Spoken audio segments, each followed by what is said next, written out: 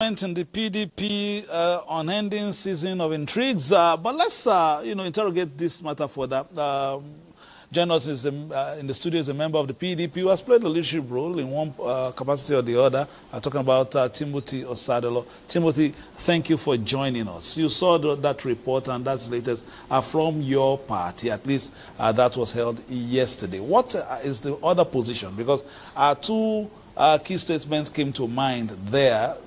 No going back, they are going ahead, and they also said that minority may have their say, majority will have their way, so they are going forward. After that, there will be reconciliation. Well, good afternoon, and I want to thank you for having me. Yes, I listened to some clips from excerpts from the gathering of the former BOT chairman, Adolphus Wabara, and some of the governors yesterday. And I find some of the words there interesting, where the former BOT chairman was talking about minorities having their say and majority having their way. And one of the governors talking about that we will hold our convention. Those were his words, we will hold our convention. Well, they have a right to hold their convention. He didn't say PDP will hold this convention. We are talking about PDP Convention holding. PDP Convention we hold at a date fixed and agreed upon by all stakeholders of the PDP and by all relevant organs of the PDP and not a section of the PDP. Now, talking about minorities having their say and minorities having their way, looking at the face of the man speaking and the people behind him is clear who's in the minority and who's in the majority. Yeah, we have freedom of speech, freedom of association. He's an adult, he can say whatever he likes, but what he does not have the authority over is to dictate what the PDP will do and what the PDP will not do.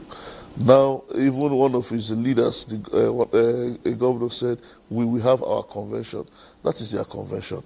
Again, if the PDP, like I want to put on records, and that as it has been said several in the past few days in all the media by the acting national chairman of the PDP and the national secretary of the PDP, that what they are going to do in Ibadan on Saturday is an early Christmas party. It's a party of Governor Sheman. According to you, we need to interject that according to you, because that is going on, and they are saying that when this passes, reconciliation will hold thereafter. But there are some key issues in terms of even the primaries leading to the convention. Let's just ask the state of play. Is it all done and dusted? Even when we look at some of the states that were in contention, where is that now before we even move to the convention tomorrow? First and foremost, to have a convention, there's an electoral guidelines that must be followed. It's part of our constitution, it's part of our tradition, that you must have congresses in the 36 states of the federation where delegates going to the national convention will be elected, as long as the 6 zonal chapters of the party. But in this case, we have states, more than 5 states, that the congresses are yet to be concluded. The most poignant, the most sticky ones and contentious ones currently are the ones of Ebonyi, Anambra, and the zonal ESCO of the southeast. And the one of the people there presiding in the factional NWC, my very good friend Alio Defa, who a competent court of jurisdiction in Umuahia has sacked his membership of the party. Yet that judgment has not been contested, and that judgment has not been vacated. Yet he sits up in the gathering of some NWC members, and he prides himself as a member of the NWC against a competent pronouncement from a judge. Now, you ask what are the processes to a convention. The processes is that we must have congresses in the states, elected and accredited delegates, and we must have resolutions from NEC where issues that we voted upon or discussed at the National Convention must have been circulated 90 days minimum to the National Convention, and there must be a 21 days notice to INEC But you have had signed by the National Committee meetings. Signed by the National Chairman and the National Secretary of the party. We were supposed to have our next October 26th. It didn't hold. And from that October 26th to date, no NEC has held to ratify or to discuss the issues that will be taken to this to the convention. And that's because the earlier purported date of 15 and 16 for the convention is contentious and has been nullified by the party hierarchy and leadership.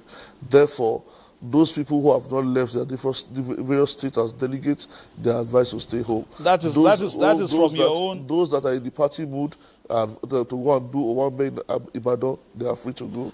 But that is just from your own perspective, because those governors are key stakeholders as well, and they have also taken a decision. But where do you go from here as a party if you are having factions like this with election around the corner? I'm talking about key elections, the general elections, 2 off-season elections next year, and the general elections. Where will this take your party when we have factionalized positions as far as even something as big as the National Convention is concerned? First and foremost, where do we have the moral standing to stand before Nigerians to ask for votes or ask for support to get into public office, where the constitution of the country will now be for us to interpret and to implement, when we cannot obey simple internal rules and regulations that we wrote to ourselves within the PDP.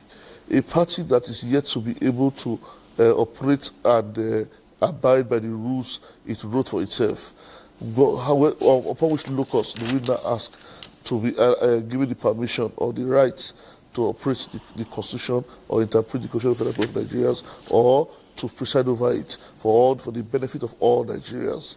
For me, we must first get our house in order so that we can now begin to talk to the public to have trust in us. All right. As far as those 5 governors are concerned, and of course those governors and those BOT members as well as people, in that meeting, this will go on. Hopefully we'll come back to you for your final words on that, but that is the state of play. We'll also, of course, consider the issues of litigation that are ongoing, how they will be resolved. We'll look at that, but just keep it locked on the Nigerian Television Authority. We'll give you all this as we move into the business end of our election cycle. We begin to see how the parties and their efforts pan out. But let's take a few other stories very quickly. All right, before we go, Timothy Osadolo is still here, a stalwart of the PDP, and matters arising this weekend. Some have boarded their planes, taking their tickets on the way to Ibadan, while others, some say they are staying back. But what is the way forward for your party, especially since you lead, you've been part of the younger generation in the party, and you wouldn't perhaps want this, party heading on a coalition course in terms of the factions and all the discordant tunes we've been hearing in the past few weeks?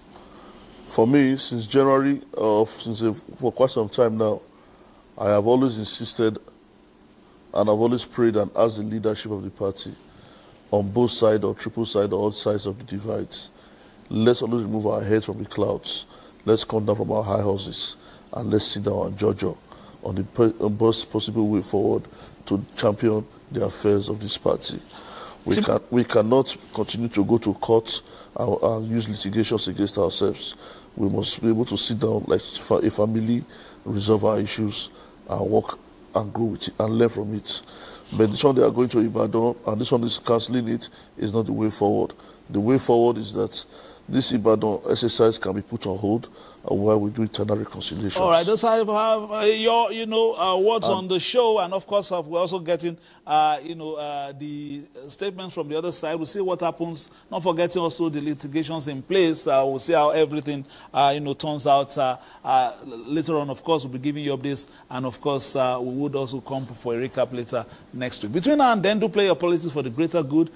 Keep it locked on the Nigerian Television Authority. Many thanks to our guest, Timothy Osadolo, and our correspondents across the country, keeping their ears to the ground as far as political matters are concerned. Thank you very much for being a part of it, and keep it locked on the Nigerian Television Authority for news reviews, previews, and interviews. Bye-bye now.